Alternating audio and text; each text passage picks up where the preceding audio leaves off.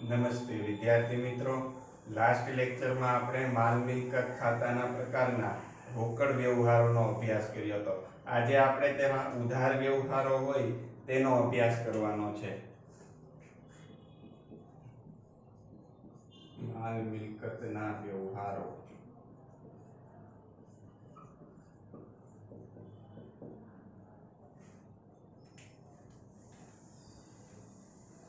આપણે માલના અને મિલકતના વ્યવહારોનો જે અભ્યાસ કર્યો તેમાં પ્રથમ માલના વ્યવહારોનો અભ્યાસ કર્યો હતો અને ત્યારબાદ મિલકતના. આ બંને પ્રકારના વ્યવહારોમાં આપણે રોકડ વ્યવહારોનો જ અભ્યાસ કર્યો હતો. હવે આપણે ઉધાર હોય તેવા માલના વ્યવહારો અને ત્યારબાદ ઉધાર હોય એવા મિલકતના વ્યવહારો છે તેનો અભ્યાસ કરવાનો છે. રૂપિયા 1000 નો માલ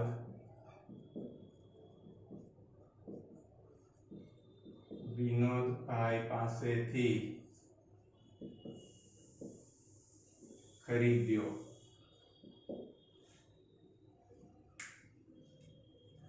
આપણે વ્યવહારોની બેવડી અસર શીખીએ છીએ. રોકડ વ્યવહારોની બેવડી અસર કઈ રીતે આપવી તે બાબત આપણે શીખી ગયા છીએ. હવે ઉધાર વ્યવહારોની બેવડી અસર કઈ રીતે આપવાની છે તે જોઈએ. અહીં વ્યવહાર આપણે વાંચીએ, રૂપિયા 1000 નો માલ વિનોદભાઈ પાસેથી ખરીદ્યો. તો અહીં વ્યવહાર વાંચતા ખ્યાલ આવે છે કે ઉધાર વ્યવહાર છે, કેમ કે વ્યક્તિનું નામ અહીંયા આવે છે અને કોઈ ચૂકવણી નથી થતી, રોકડ શબ્દ નથી, એટલે વ્યવહાર છે તે રોકડ વ્યવહાર છે. ઉધાર વ્યવહાર રોકડ વ્યવહાર નથી, પરંતુ ઉધાર વ્યવહાર છે. વ્યવહાર રોકડ છે કે ઉધાર તે નક્કી થઈ ગયા બાદ આપણે તેમાં સંકળાયેલા કયા કયા ખાતા છે તે નક્કી કરીએ છીએ.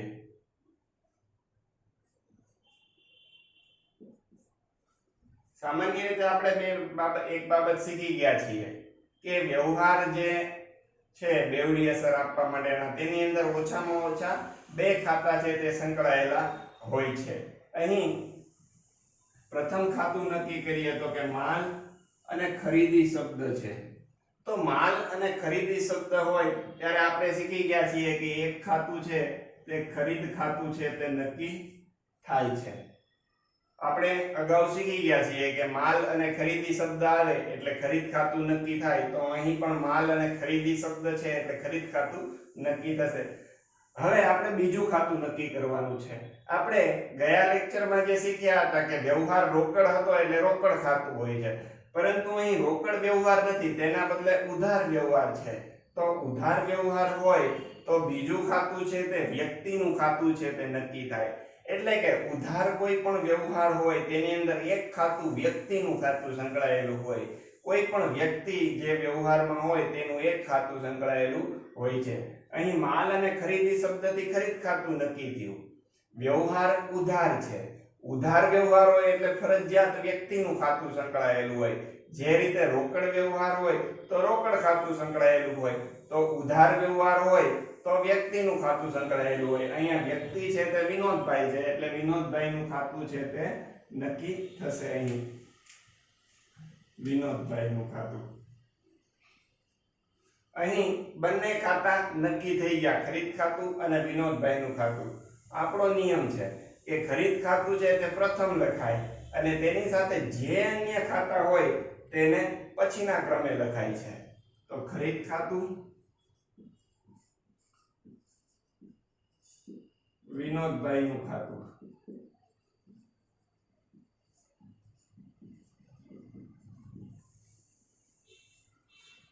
ખરીદ ખાતું અને વિનોદભાઈનું ખાતું આપણે તેના પ્રકાર નક્કી કરીએ. આપણે શીખી ગયા છીએ કે ખરીદ ખાતું છે તે માલ મિલકત ખાતું છે. માલ મિલકત.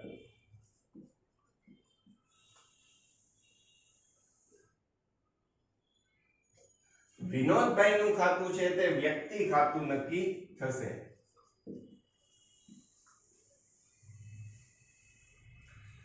ખરીદ ખાતું છે તે માલ મિલકત ખાતું નક્કી થશે અને વિનોદભાઈનું ખાતું છે તે વ્યક્તિ ખાતું છે તે નક્કી થશે. ત્યારબાદ આપણે આ બે જે ખાતા નક્કી થયા તેની અસર તપાસવાની છે કે આ બંને ખાતા છે તે આ વ્યવહારમાં શું અસર કરે છે. તો આપણે ખરીદ ખાતા વિશે શીખી ગયા છીએ કે ખરીદ ખાતું છે તે હંમેશા એક જ અસર કરે કે ખરીદી કરીએ એટલે ખરીદીથી માલ આવે છે. ખરીદીથી માલ આવે છે.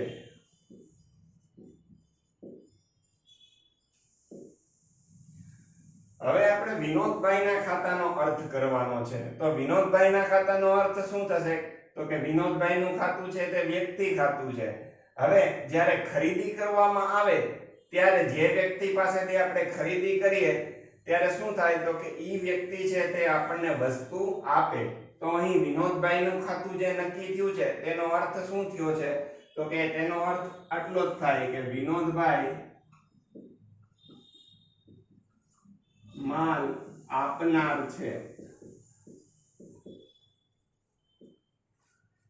જ્યારે આપણે કોઈ પાસેથી વ્યક્તિ પાસેથી માલની ખરીદી કરીએ તો તેનો અર્થ શું થાય? તો કે તે વ્યક્તિ છે તે આપણને વસ્તુ આપનાર છે. તેથી અહીં વિનોદભાઈ છે તેના ખાતાનો અર્થ એવો થશે કે વિનોદભાઈ છે તે આપણને ઉધાર માલ આપનાર છે.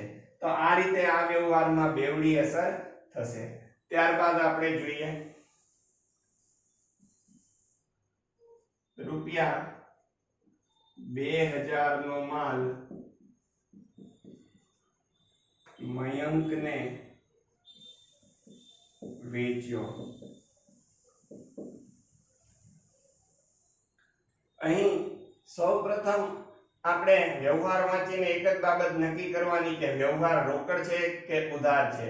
તો વ્યવહાર વાંચતા ખ્યાલ આવે છે કે વ્યવહાર છે તે ઉધાર છે. કેમ કે અહીં વ્યક્તિનું નામ આવ્યું છે અને રોકડ શબ્દ આવ્યો નથી, ફક્ત વ્યક્તિનું નામ જ છે.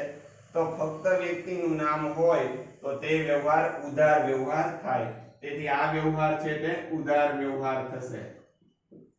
ઉધાર વ્યવહાર.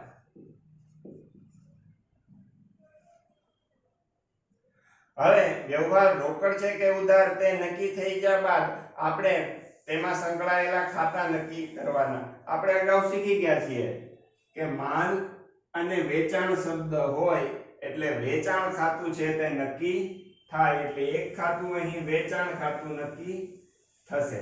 માલ અને વેચાણ શબ્દ છે એટલે. ત્યારબાદ વ્યવહાર છે તે ઉધાર વ્યવહાર છે. જો કોઈ વ્યવહાર ઉધાર હોય તો હમણાં જ આપણે નિયમ શીખ્યા કે વ્યવહાર ઉધાર હોય તો એક ખાતું વ્યક્તિનું ખાતું હોય છે. હવે અહીં વ્યક્તિ તરીકે મયંક છે એટલે બીજું ખાતું છે તે મયંકનું ખાતું નક્કી થશે. આપણે કોઈ પણ વ્યવહારમાં ઓછામાં ઓછા બે ખાતા છે તે સંકળાયેલા હોય છે. તો અહીં બે ખાતા છે તે નક્કી થઈ ગયા. હવે આપણો નિયમ છે કે કોઈ પણ વ્યવહારમાં વેચાણ ખાતું આવે તો વેચાણ ખાતું છે તે છેલ્લે લખવામાં આવે અને એની સાથે જે ખાતા હોય તે પ્રથમ લખવામાં આવે. તેથી અહીં મયંકનું ખાતું પ્રથમ લખાશે અને વેચાણ ખાતું છે તે ત્યારબાદ લખાશે. મયંકનું ખાતું, વેચાણ ખાતું.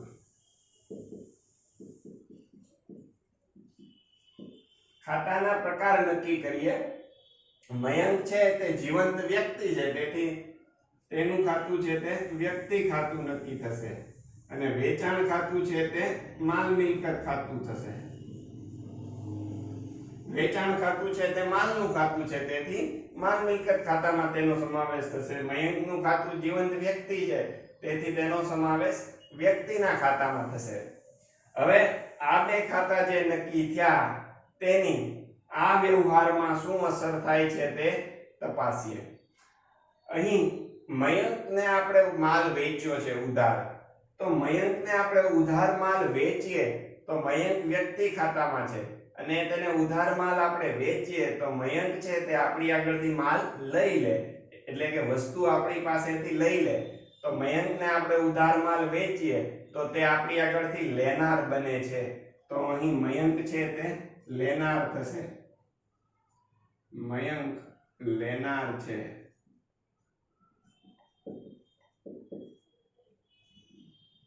અને વેચાણ ખાતું, વેચાણ ખાતાનો અર્થ આપણે શીખી ગયા કે જ્યારે માલ વેચવામાં આવે ત્યારે વેચાણ ખાતાનો અર્થ એવો થાય છે કે આપણે વેચાણ કરીએ છીએ એટલે આપણી આગળથી માલ જાય છે. આપણે કોઈને પણ માલનું વેચાણ કરીએ, રોકડેથી કરીએ કે ઉધાર કરીએ, વેચાણ કરીએ એટલે આપણી આગળથી માલ જાય. તેથી આનો અર્થ થશે વેચાણથી માલ જાય છે. તેથી અહીં બેવડી અસરના મયંકનું ખાતું છે તે મયંક લેનાર બનશે અને વેચાણથી માલ જાય છે. તો આ રીતે આ વ્યવહારમાં છે તે વ્યવહારની બેવડી અસર થશે. ત્યારબાદ માલના વ્યવહારો જોયા. હવે આપણે માલ પરતના વ્યવહારો જોઈએ. અહીં આપણે 1000 નો માલ વિનોદભાઈ પાસેથી ખરીદ્યો છે. હવે કોઈ કારણસર આપણે તેને માલ પરત કરીએ તેવો ખરીદ પરતનો વ્યવહાર જોઈએ. રૂપિયા 100 નો માલ વિનોદભાઈને પરત કર્યો.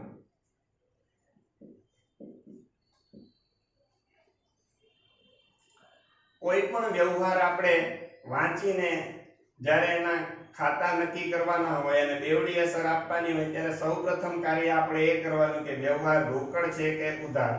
અહીં રૂપિયા 100 નો માલ વિનોદભાઈને પરત કર્યો. તો અહીં વ્યવહારમાં વિનોદભાઈનું નામ જ છે, રોકડ શબ્દ નથી. તેથી વ્યવહાર છે તે ઉધાર વ્યવહાર થશે. ઉધાર વ્યવહાર.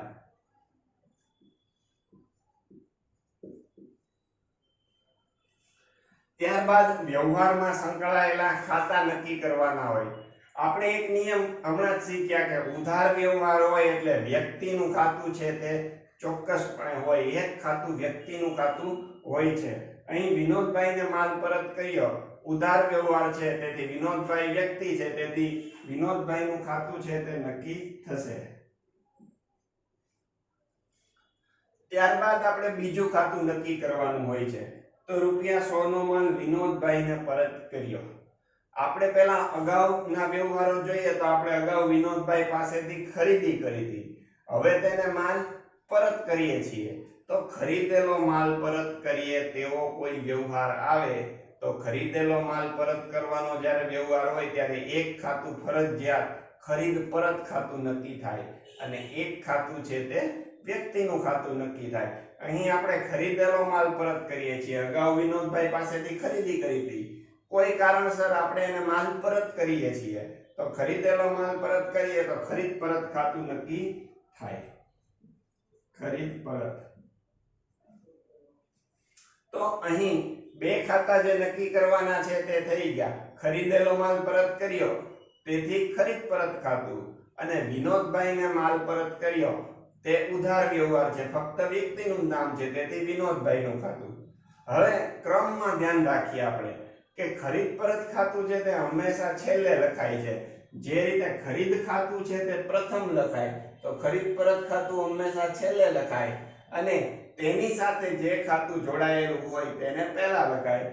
એટલે કે અહીં વિનોદભાઈનું ખાતું છે તે પ્રથમ લખાશે. વિનોદભાઈનું ખાતું.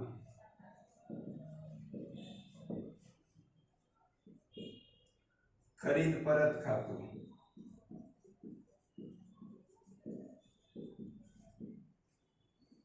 હવે આ વ્યવહારો છે તે જે ખાતા સંકળાયેલા છે આ વ્યવહારમાં જે તેના પ્રકાર નક્કી કરીએ.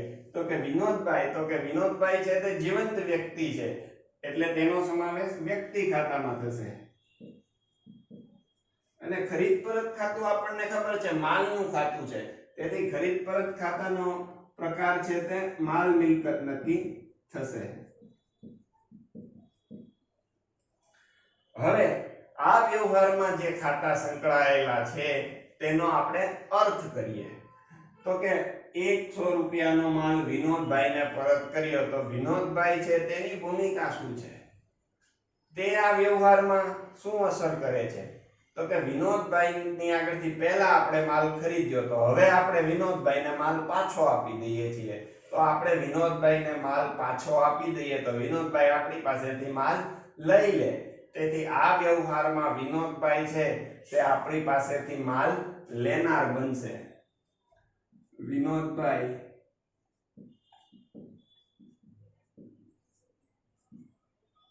માલ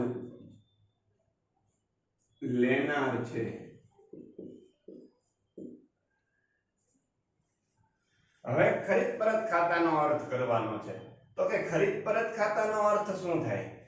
તો કે આપણે ખરીદેલો માલ કોઈને પરત કરીએ તેનો મતલબ એટલો જ થાય કે આપણી આગળથી માલ જાય છે। જે રીતે ખરીદી કરીએ ત્યારે આપણી પાસે માલ આવે છે, તો ખરીદેલો માલ આપણે પાછો આપીએ તો આપણી આગળથી માલ જાય છે। તેથી ખરીદ પરત ખાતાનો અર્થ થશે માલ જાય છે। ખરીદ પરતથી માલ જાય છે। તો આ રીતે આ વ્યવહારની બેવડી અસર છે તે થશે। વિનોદભાઈ છે તે વ્યક્તિ ખાતામાં છે અને આપણે એને માલ પરત કરીએ છીએ, તેથી વિનોદભાઈ છે તે આપણી આગળથી માલ લેનાર બને છે। જ્યારે ખરીદ પરત ખાતાનો અર્થ શું થાય છે? તો કે ખરીદ પરતથી માલ જાય છે। ત્યાર પછીનો વ્યવહાર જોઈએ આગળ। ₹200 નો માલ મયંકે પરત કર્યો। આપણે સૌપ્રથમ કોઈ પણ વ્યવહાર વાંચીને એ નક્કી કરવાનું હોય છે તેની બેવડી અસર આપતા પહેલા કે વ્યવહાર છે તે રોકડ છે કે ઉધાર છે। તો ₹200 નો માલ મયંકે પરત કર્યો। અહીં મયંકનું નામ જ છે, ફક્ત રોકડ શબ્દ છે નહીં, તેથી આ વ્યવહારને છે તે આપણે ઉધાર વ્યવહાર છે તેમ નક્કી કરશું। એટલે આ વ્યવહાર છે તે ઉધાર વ્યવહાર।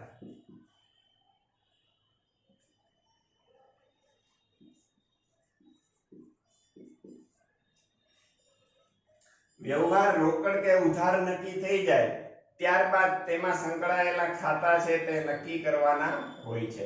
અહીં વ્યવહાર ઉધાર નક્કી થયો। હવે આપણે હમણાં જ નિયમ શીખ્યા કે કોઈ પણ વ્યવહાર ઉધાર હોય તો ઉધાર વ્યવહારની અંદર વ્યક્તિ ખાતું સંકળાયેલું હોય છે। તેથી અહીં વ્યક્તિ તરીકે મયંક છે, તેથી એક મયંકનું ખાતું નક્કી થશે। બીજું કે મયંકને આપણે અગાઉ માલ વેચ્યો તો હવે તે વ્યક્તિ આપણને માલ પરત કરે છે, એટલે એનો સીધો અર્થ એ થાય કે આપણને વેચેલો માલ પરત મળે છે। અગાઉ આપણે મયંકને વેચ્યો તો અહીં બીજા વ્યવહારમાં મયંકને માલ વેચ્યો તેવી બાબત જાણવા મળી છે। હવે મયંક છે તે આપણને માલ પરત કરે છે, એટલે કે અહીં વેચેલો માલ છે તે આપણી પાસે પરત આવે છે। તો વેચેલો માલ પાછો આવે તો એક ખાતું વેચાણ પરત ખાતું છે તે હોય છે। વેચાણ પરત અહીં બે ખાતા નક્કી કરવાના હોય તે નક્કી થઈ ગયા, એક મયંકનું ખાતું અને એક વેચાણ પરત ખાતું। હવે આપણે અગાઉ શીખ્યા છીએ કે વેચાણ ખાતું જ્યારે દાખલામાં આવે છે, વ્યવહારમાં આવે છે, ત્યારે આપણે વેચાણ ખાતાને સૌથી છેલ્લે લખીએ છીએ અને એની સાથે જે હોય તેને પ્રથમ લખીએ છીએ। જ્યારે વેચાણ પરત ખાતામાં એનાથી વિરુદ્ધ છે। વેચાણ પરત ખાતાની અંદર વેચાણ પરત ખાતું છે તે પ્રથમ લખવામાં આવે છે અને તેની સાથે જે ખાતા જોડાયેલા હોય છે તેને ત્યારબાદ લખવામાં આવે છે। તો અહીં વેચાણ પરત ખાતું છે તે પ્રથમ લખાશે, વેચાણ પરત ખાતું મયંકનું ખાતું।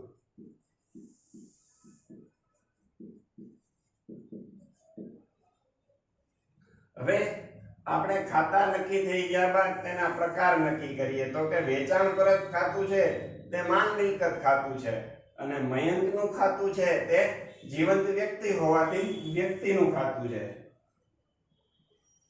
માલ મિલકત ખાતું, વ્યક્તિ ખાતું।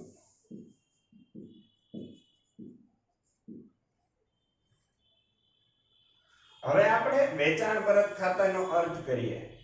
તો કે મયંકને અગાઉ આપણે માલ વેચ્યો, હવે મયંક છે તે વેચેલો માલ પરત આપણને આપે છે, તેથી વેચાણ પરત ખાતું એટલું જ બતાવે છે કે વેચેલો માલ છે તે પરત આવે છે. તેથી અહીં વેચાણ પરત ખાતાનો અર્થ આ રીતે થશે. વેચાણ પરતથી માલ આવે છે. મયંકનું ખાતું, તો કે મયંક છે તે શું દર્શાવે છે આ વ્યવહારની અંદર? તો કે મયંક છે તે એટલું જ દર્શાવે છે કે તે આપણને માલ આપે છે. અગાઉ જ્યારે મયંકને આપણે માલ વેચતા હતા અહીંયા બીજા વ્યવહારમાં, ત્યારે મયંક લેનાર હતો. હવે એ જ માલ મયંક છે તે આપણને પરત કરે છે. તેથી વેચેલો માલ આપણને તે આપનાર બને છે. તેથી અહીં મયંકના ખાતાનો અર્થ આ રીતે થશે. મયંક આપનાર છે. તો આજે આ વ્યવહાર છે આપણે જે શીખ્યા આજે આ લેક્ચરની અંદર, ચારે ચાર માલના વ્યવહારો શીખ્યા. પણ માલના વ્યવહારોમાં ઉધાર વ્યવહારો શીખ્યા. તેની અંદર આપણને એક બાબત એ જોવા મળી કે ઉધાર વ્યવહાર હોય ત્યારે એક ખાતું ફરજિયાત રીતે વ્યક્તિનું ખાતું જોડાયેલું હોય છે. જ્યારે રોકડ વ્યવહાર શીખતા હતા ત્યારે એ બાબત જોવા મળી હતી કે એક ખાતું છે તે રોકડ ખાતું હોય છે. તો ઉધાર વ્યવહાર માલના હોય તેની અંદર એક ખાતું વ્યક્તિનું ખાતું હોય છે. ત્યારબાદ સામાન્ય બાબત છે, એક નિયમ છે કે જો માલની ખરીદી થતી હોય તો એક ખાતું ખરીદ ખાતું હોય, જો માલનું વેચાણ થતું હોય તો વેચાણ ખાતું હોય, ખરીદ પરત થતું હોય તો ખરીદ પરત ખાતું હોય, અને વેચાણ પરત થતું હોય તો વેચાણ પરત ખાતું છે તે નક્કી થયેલું હોય છે. તો આજે આ લેક્ચરમાં આપણે આટલું શીખ્યા. નેક્સ્ટ લેક્ચરમાં નવી બાબતો શીખીશું.